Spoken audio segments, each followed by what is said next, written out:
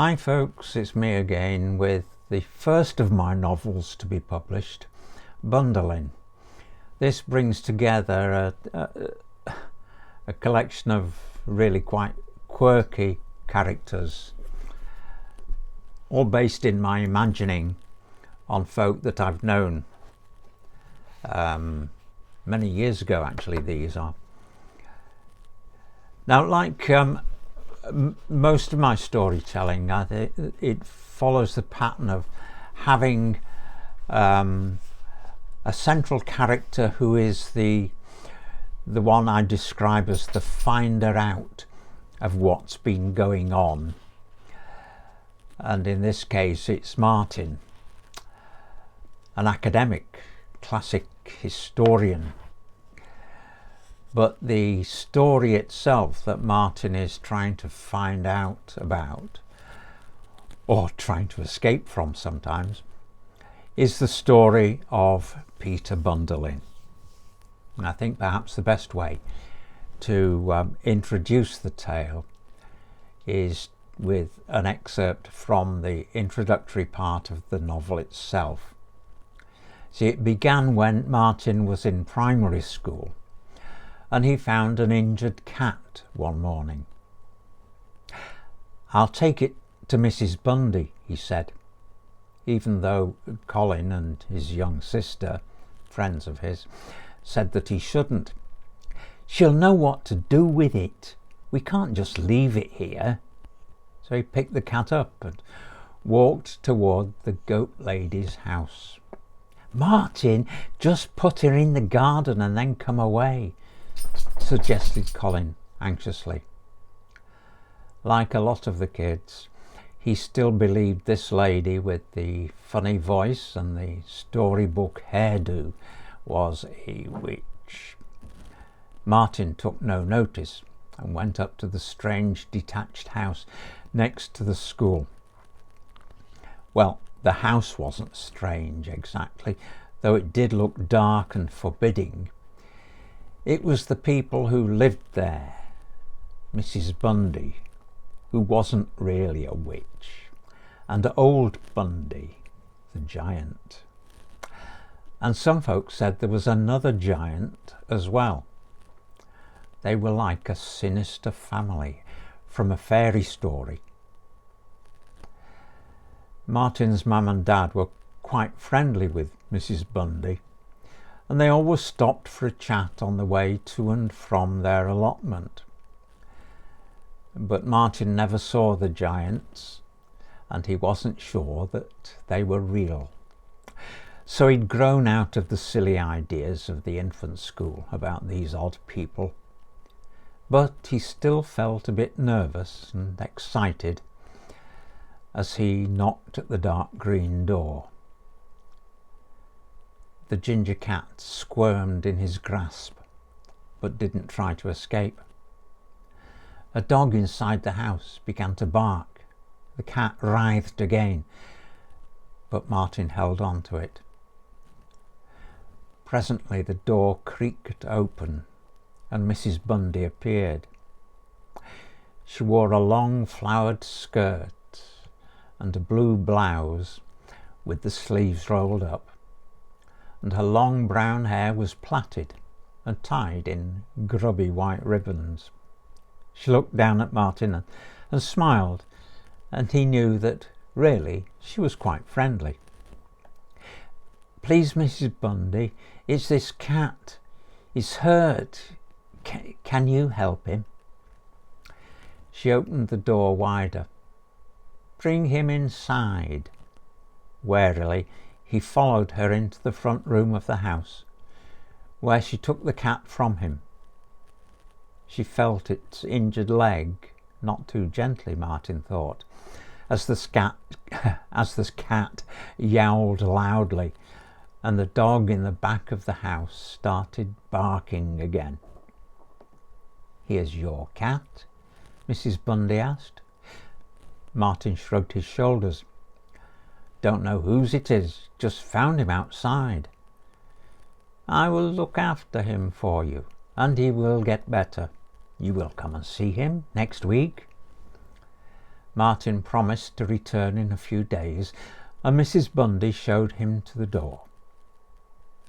He called at the house several times over the following weeks to visit the cat, and the cat recovered, began to wander further about the house and the surrounding area, but Martin's visits remained confined to the front room with dark landscapes and the two tall clocks.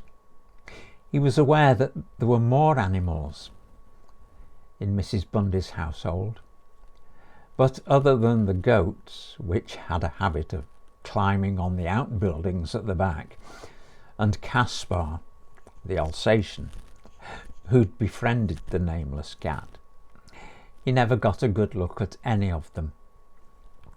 He only ever heard them scrabbling about behind the high fence at the back, and occasionally what may have been the braying of a donkey.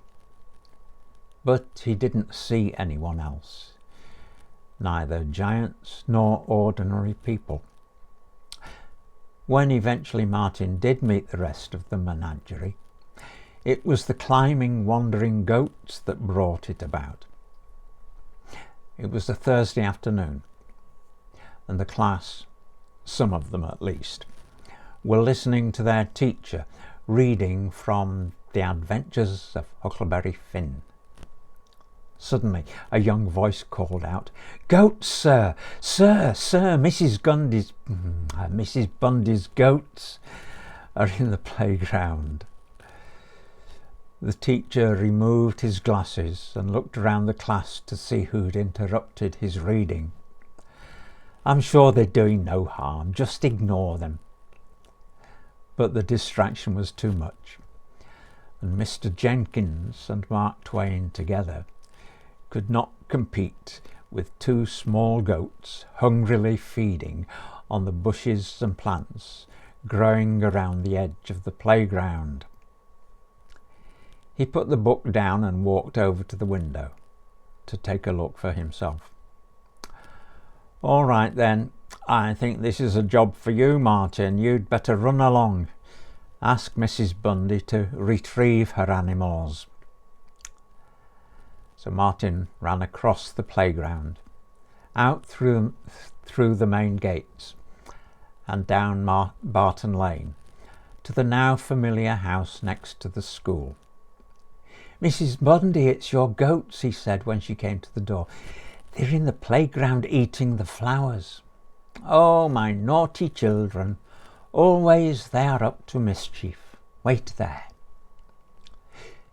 She disappeared into the house and returned a moment later, followed by someone else. It was one of the giants.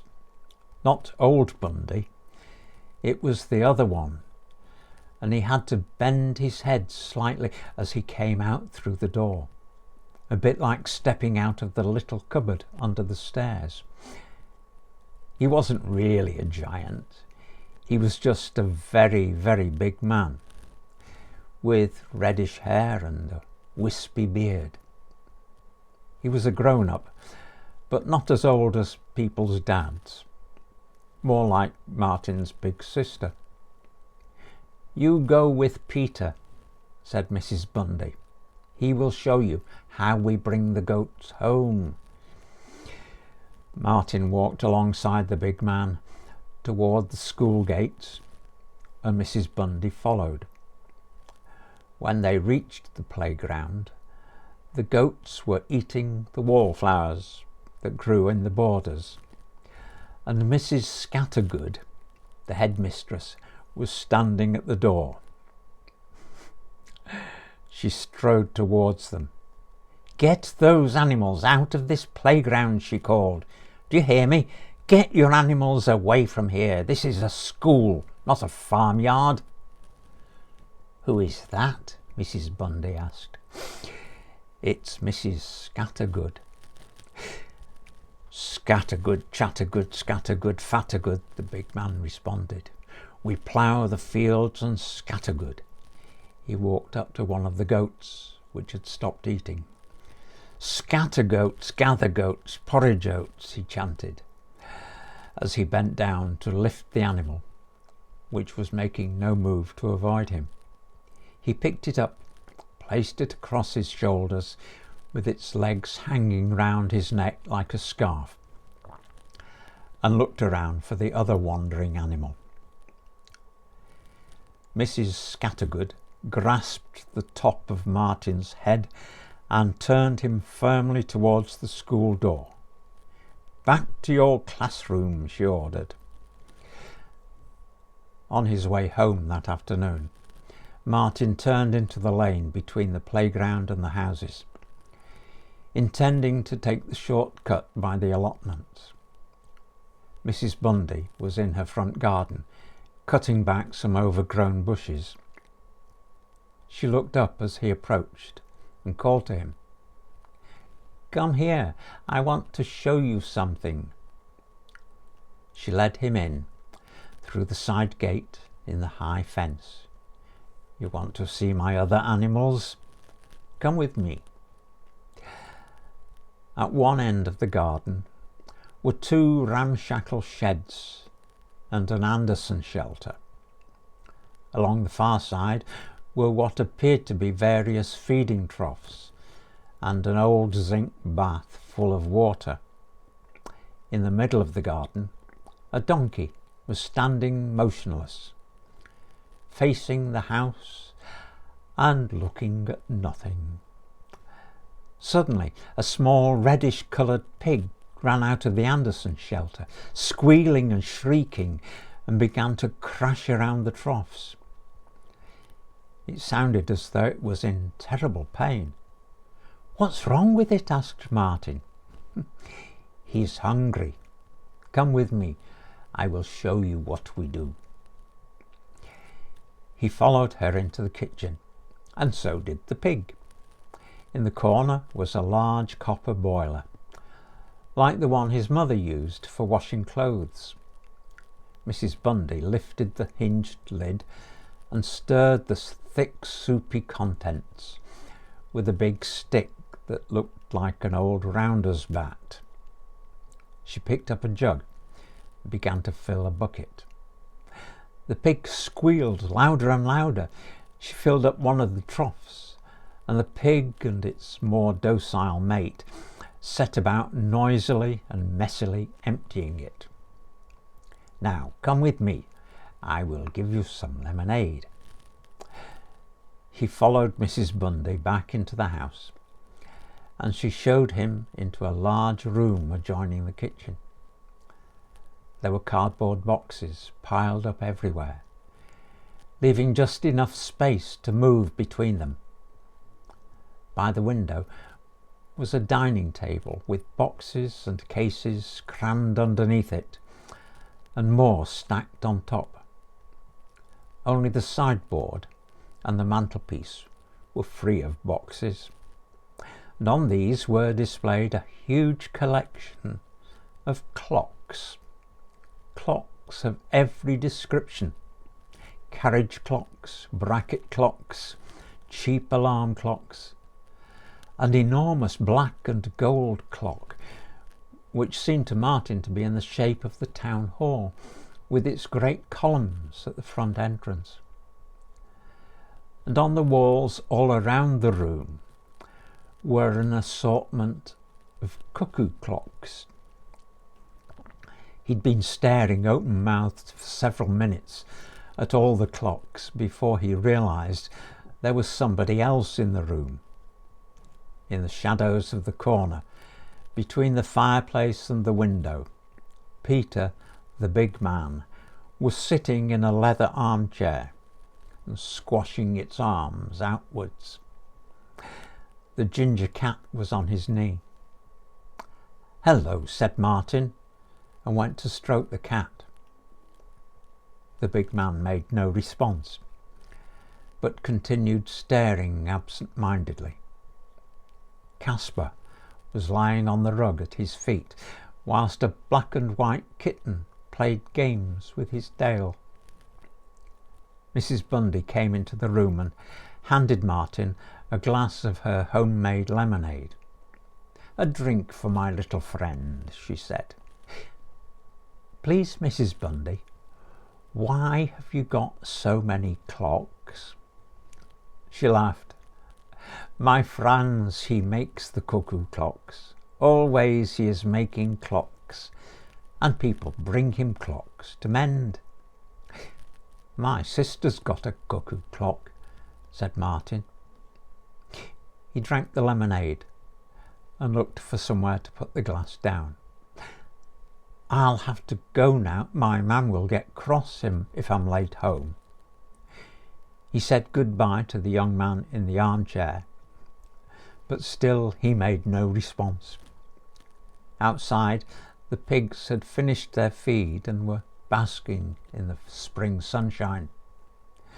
One of the goats was on top of the Anderson shelter, eating leaves from the overhanging trees, and the donkey was now standing motionless facing the troughs and still looking at nothing. As Mrs. Bundy was letting Martin go at the back gate, Father Spencer cycled slowly past on his way from the allotments, his cassock gathered around his knees. He looked from Martin to Mrs. Bundy, and from Mrs. Bundy to Martin, and without a word rode on. Before Martin reached the road, he saw that the elderly vicar was cycling towards the main school building. The following day, as Martin's class were marching in single file to their classroom after morning playtime, a familiar shrill voice called out, "Martin, Latham, come to my office." It was Mrs. Scattergood. He followed her up the stairs to that part of the school which pupils only ever saw if they'd been caught in some particularly dreadful wrongdoing. On this occasion, however, the headmistress did not appear at first to be especially angry. "Now then, Martin," she began, as she seated herself at her desk, "are you going to tell me about yesterday?" Yes, miss." He thought she winced when he addressed her as miss, but he could do no other. When first she'd come to Barton Lane Primary School, it was 2 years before, she'd tried to insist upon being addressed as ma'am, as befitted her position as head of the school. But Martin, in his innocence, had protested in front of the whole school at morning assembly.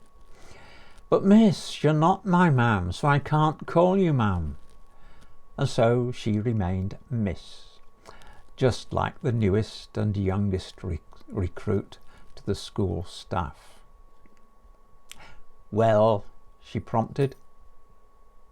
"Please, miss, what am I to tell you about?" "Why did you go to that animal woman's house?" "Mr. Jenkins told me to go. Her goats were in the playground. They were eating the flowers." "Yes, I know about that," she said impatiently. "I mean after school. You were seen there after school, so tell me why you'd gone back." "She asked me to go in and see her animals."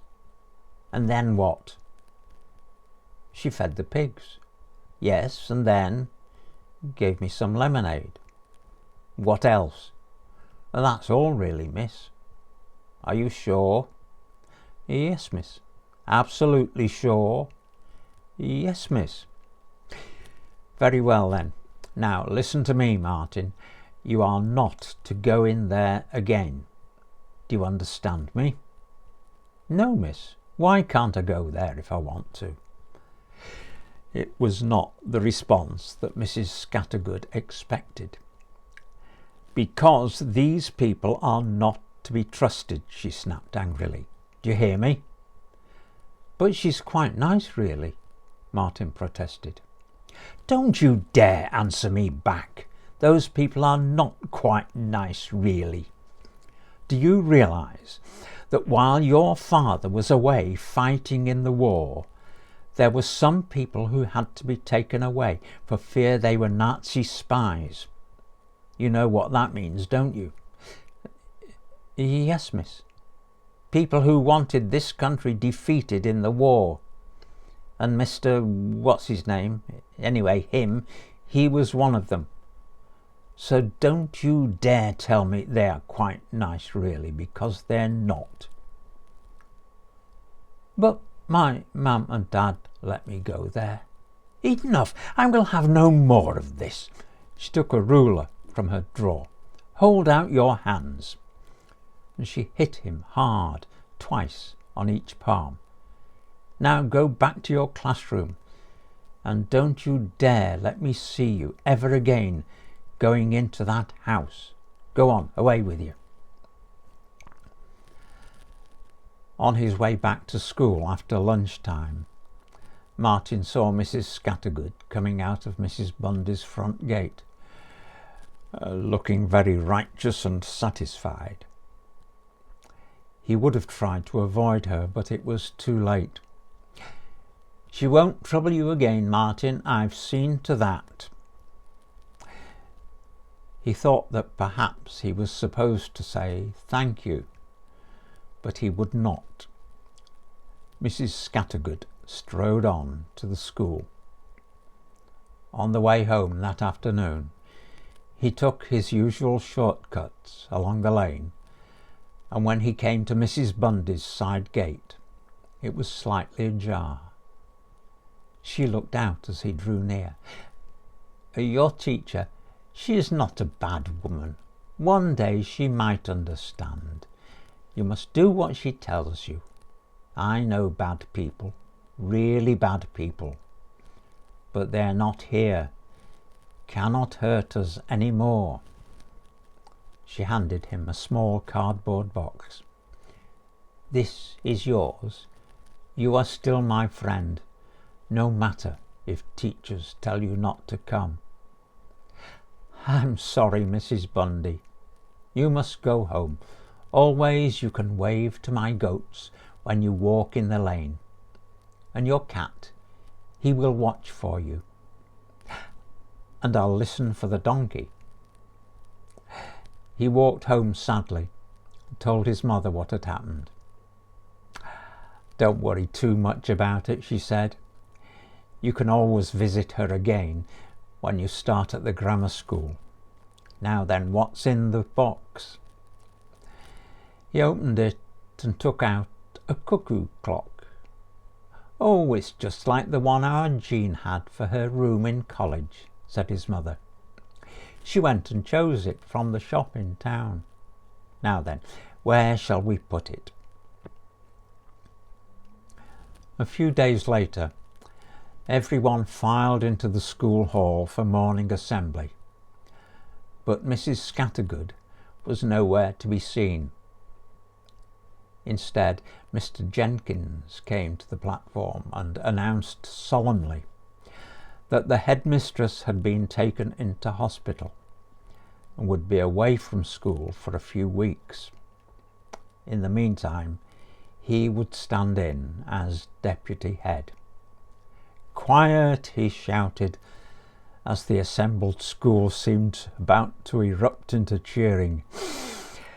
We will sing hymn number 12, anew every morning. At the end of the afternoon, Martin approached Mr. Jenkins on his way out of the classroom. Sir, is it all right if I go and see Mrs. Bundy's goats on the way home? Of course it is. You don't have to ask me. Never have done before. Thank you, sir. He stopped by occasionally over the next few weeks, helped to feed the pigs. Conrad, the donkey, soon became accustomed to him appearing at the gate and would slowly approach and nuzzle him, waiting for the titbits that Mrs. Bundy let him feed to him. Like the Alsatian, he held an honoured position in this strange household. Caspar and Conrad were the only two animals who'd been given names. Even the ginger cat remained unchristened. Mrs. Bundy always spoke of him as Martin's cat, so perhaps he should give it a name. "Mrs. Bundy," he said one day, "I think I should like to call my cat Prowler." In those few weeks when he was again free to visit Mrs. Bundy, Martin never went further into the house than the kitchen. He never saw old Bundy, and imagined that he was hidden away somewhere making clocks. And he hardly ever saw Peter, the big young man, except once when he was walking home from school along the lane. As he was going past Mrs. Bundy's garden, he looked over the fence and Peter was there, almost hidden between the trees. Martin stopped. "Hello," he called. The big man said nothing. Seemed rude to walk away. So he waited a little more. Still the big man said nothing. "Hello," Martin called again. "You said that already," the big man replied. And Martin carried on home, not really knowing whether the big man was funny or just very silly. Thanks for listening, folks. And if you would like to read the rest of the story of Bunderlin, I'll put a link in the comments so that you can get a copy of your own. Thanks for listening. Bye, folks.